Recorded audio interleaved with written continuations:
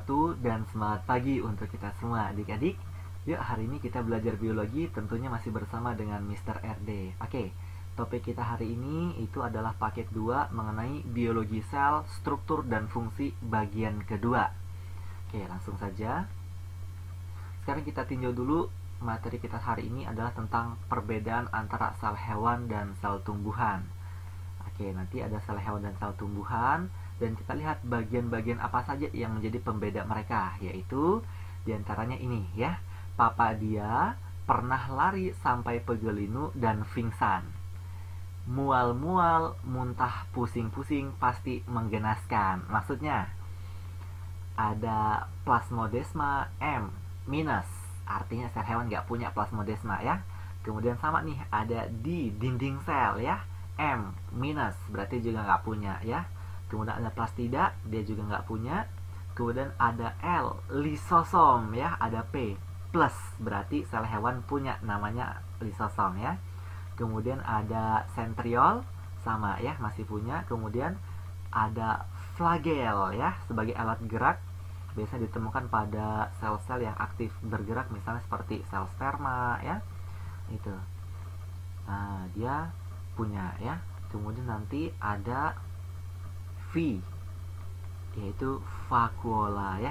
Penyebutannya biasa aja, nggak usah pakai nafsu, cukup vakuola, nggak usah vakuang, jangan gitu ya. Cukup vakuola ya. Ada M minus, berarti dia nggak punya ya. Oke, sementara pada sel tumbuhan itu kebalikannya, berarti tandanya tinggal dibalik ya. Negatif jadi positif, positif jadi negatif, hasilnya begini gitu ya. Oke, jadi di sini pembedanya yaitu sel hewan punya lisosom, sentriol, sama flagel ya. Oke, sisanya itu dimiliki oleh sel tumbuhan. Itu dia konsep easy peasy-nya. Kita simpan ya. Kita simpannya di mana? Simpannya di dalam hati. Kita buatin tuh hatinya. Kita sayangi, kita cintai supaya mudah dimengerti. Kita kotakin ya, biar nggak diambil orang tuh hatinya. Oke, sekarang kita tinjau lagi. Di sini ada gambar sel hewan ya. Tadi masih ingat ya bagian-bagian pembedanya ya. Jadi sel hewan itu pertama punya flagel ya, itu sebagai alat geraknya tadi. Ya, yang dimana dia penyusun utamanya terdiri atas mikrotubulus ya. Kemudian nanti ada sentriol ya. Sentriol ini dia fungsinya menghasilkan benang spindle. Nanti akan berperan dalam proses reproduksi atau pembelahan sel ya. Kemudian nanti di sana ada lisosom ya. Lisosom ini kalau diperbesar begitu gambarnya, dia terdapat enzim lisozim ya, yang fungsinya untuk pencernaan intraseluler, dari kata in, dalam ya. Berarti pencernaan di dalam sel itu ya. Nah, nanti kita pecah ya, ada namanya autophage, dari kata fake. Fake, bacanya fake ya, nggak macam-macam ya. Oke, artinya memakan ya. Jadi dia memakan organel sel yang sudah tua atau tidak berguna lagi ya, yang sudah rusak. Kemudian nanti ada juga autolisis, dari kata lisis ya, pecah. Artinya ketika satu sel itu diinfeksi oleh organisme patogen ya, daripada selnya sebagai tempat berkembang biak patogen, lebih baik nanti dia hancurkan sel itu dengan cara melepaskan enzim lisozim ke dalam sel, sehingga nanti selnya akan dipecah gitu ya. Baiklah, selain 3 bagian yang khusus tadi, sel hewan juga punya bagian-bagian yang umum. Diantaranya ya, ada membran inti, ada nukleolus atau anak inti ya, ada kromatin ya. Nah, nanti mereka bertiga bergabung, itulah yang kita sebut sebagai nukleus atau inti sel ya. Kemudian nanti inti sel ini adalah fungsi sebagai pusat pengatur aktivitas sel ya. Misalnya sel itu reproduksi, ekskresi, sekresi ya, itu semua diatur oleh inti sel ya. Nah, kemudian nanti ada ribosom. Ribosom itu yang bentuknya kayak titik-titik coklat itu ya. Kalau kita perbesar gambarnya kayak begitu. Fungsi ribosom ini adalah untuk sintesis protein ya. Kemudian nanti ada salurannya yang melekuk-lekuk itu berwarna biru ya, namanya retikulum endoplasma kasar atau REK ya. Nah, itu dia kalau kita perbesar, fungsinya adalah sebagai saluran penampung protein ya. Ya, kenapa dikatakan kasar? Karena dia ditempeli oleh si ribosom. Jadi ibaratnya kayak jalan raya itu ditempeli banyak batu ya, makanya nanti jalan raya kayak kasar-kasar gitu ya. Kalau ada yang kasar berarti ada yang halus ya. Iya, berarti nanti ada retikulum endoplasma yang halus atau REH.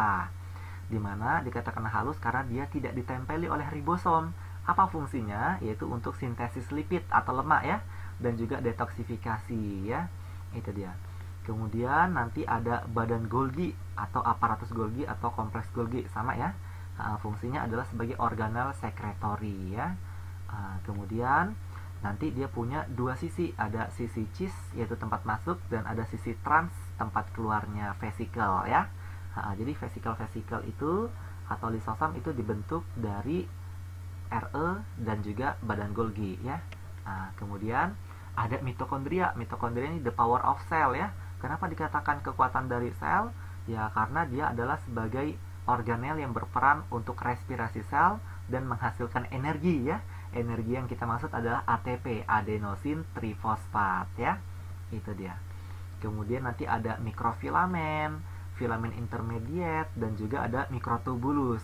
Mereka bertiga bergabung ya menjadi megazord, bukan ya, namanya sitoskeleton. Dari kata sito artinya sel, skeleton artinya rangka, berarti dia membentuk rangka sel ya. Kemudian nanti di sana juga tuh yang bulat warna biru ya, ada di tengahnya kuning, itu namanya peroksisom.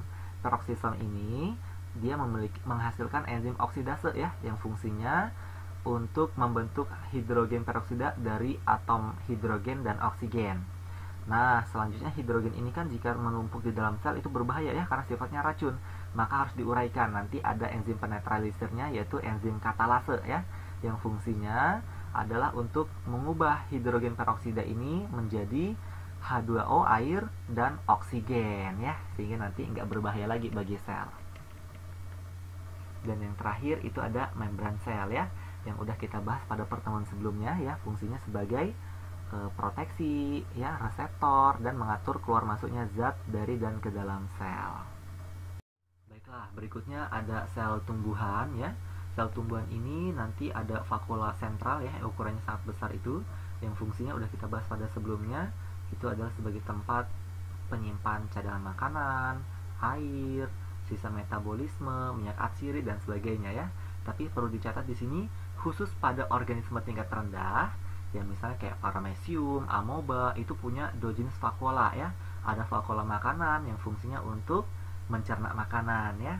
Kemudian ada vakula kontraktil yang fungsinya untuk menjaga tekanan osmotik ya, atau sebagai osmoregulator ya.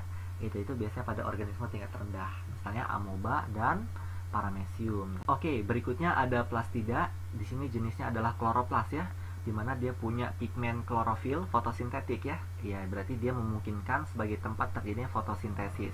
Kita lihat di sini ya, untuk fotosintesis itu kita pecah menjadi dua ya, ada reaksi terang dan reaksi gelap. Reaksi terang itu berlangsung di tilakoid atau grana ya, sementara untuk reaksi gelapnya itu berlangsung di stroma. Nanti akan kita bahas pada slide berikutnya.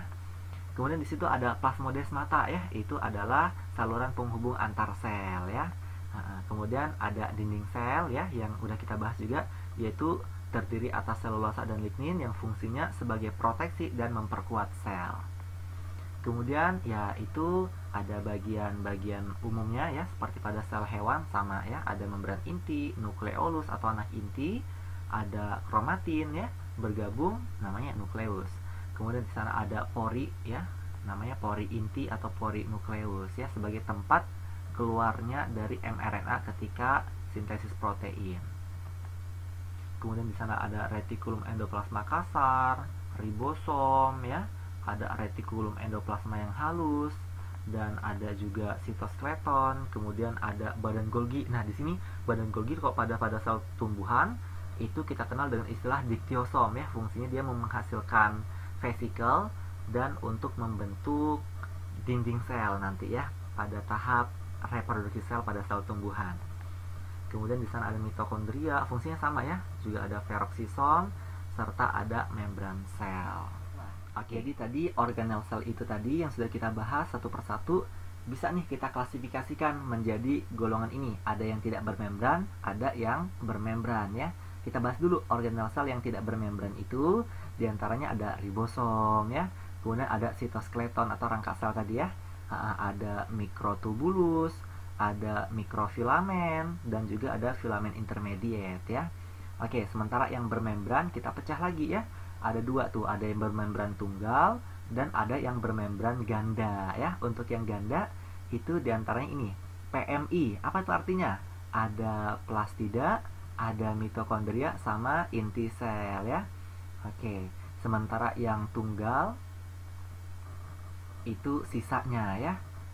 Berarti itu ada Re, vakuola, lisosom, dan lain-lain ya.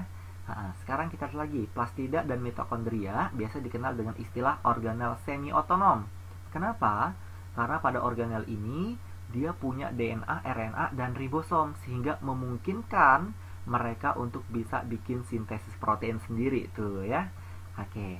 Nah, sekarang plastida ya, kita klasifikasikan lagi, dia ada yang punya pigmen dan ada yang tidak mengandung pigmen. Kalau nggak punya pigmen ya, kita sebut sebagai leukoplas.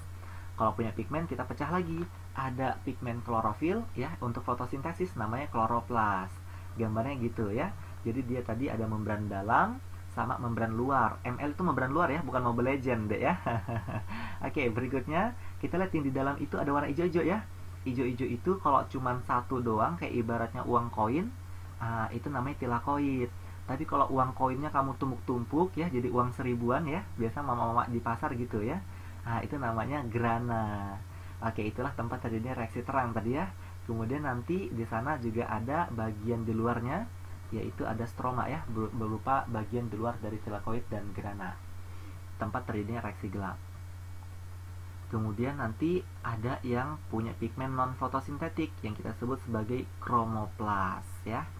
Oke. Nah, sekarang ada mitokondria. Mitokondria juga sama ya, ada punya membran luar dan juga membran dalam. Nah, membran dalamnya ini, lihat ya, dia punya struktur yang melekuk-lekuk ke arah dalam. Ini dia, melekuk-lekuk ke arah dalam. Nah, itulah yang kita sebut sebagai krista. Dan di dalam krista itu ada cairan. Cairannya kita sebut sebagai matriks mitokondria, gitu ya. Oke, sebelum kita masuk ke latihan soal, yuk kita bahas dulu kuis yang kemarin ya. Oke, di sini diminta glikoprotein dan lipid belayar secara berurutan. Ya, pasti jawabannya adalah 2 dan 1 ya, jangan ketukar ya. Kemudian yang dapat kita kelompokkan dalam prokaryotik. Ingat, prokaryotik itu adalah kelompok monera ya. Monera itu yaitu bakteri dan cyanobacteria. Ya udah, jawabannya pasti yang C aja gitu ya. Kenapa? Ya karena prokaryotik itu dia adalah kelompok sel yang belum memiliki inti sel sejati ya. Kenapa? Karena dia belum punya membran inti dan struktur selnya sangat sederhana, nggak memiliki sistem endomembran. Udah selesai, nggak butuh waktu 5 menit buat ngerjainnya ya. Oke, soal tantangannya, aduh banyak yang nggak ngerjain ya, sayang banget nih. Berdasarkan gambar, diminta tentukan bla bla bla bla. Oke, gini ceritanya. Ada satu wadah ya, nanti dia diletakkan ada membran selektif permeable di tengahnya, sehingga nanti ada bagian A dan ada bagian B gitu ya.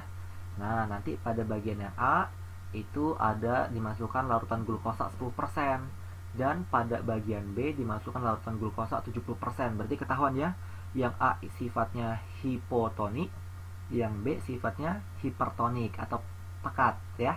Ya, yang B itu lebih pekat ya karena lebih banyak glukosanya. Oke. Sehingga gambarnya begitu ya. Nah, itu keadaan awal.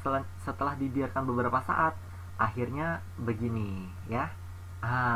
Pada bagian A konsentrasi airnya semakin berkurang, sementara di B bertambah. Kenapa bisa demikian? Lihat ya, di sana ada kata kuncinya membran selektif permeable. Kalau kita perbesar gambarnya begitu ya. Itu garis yang di tengahnya itu yang warna abu-abu ya. Nah, itu adalah selektif permeable-nya, membran selektif permeable-nya. Dimana dia di sana punya celah. Celahnya itu sangat kecil adik-adik ya, sehingga hanya bisa memungkinkan molekul air yang berukuran kecil yang bisa lewat. Sementara yang warnanya hijau itu kan glukosa ya, glukosanya ukurannya cukup besar tuh molekulnya sehingga nggak bisa lewat ya. Jadi di sana airnya berpindah tuh ya, kesimpulannya airnya osmosis dari A ke B gitu ya melalui membran selektif permeable. Berarti jawabannya jenis transfer melalui membran yang terjadi yaitu adalah transfer pasif, yaitu osmosis. Apakah perlu pakai energi? Namanya juga pasif, pasti nggak perlu energi ya. Kemudian molekul apa yang berpindah? Ya udah jelas ya, yaitu molekul air atau H2O ya. Oke, nggak butuh waktu 1 menit, selesai. Gampang kan biologi itu? Oke, kalau kayak gitu kita ini lagi masuk ke soal latihan ya, asah kemampuan diri. Oke, silakan ada yang dikerjakan. Waktunya cuma 5 menit ya.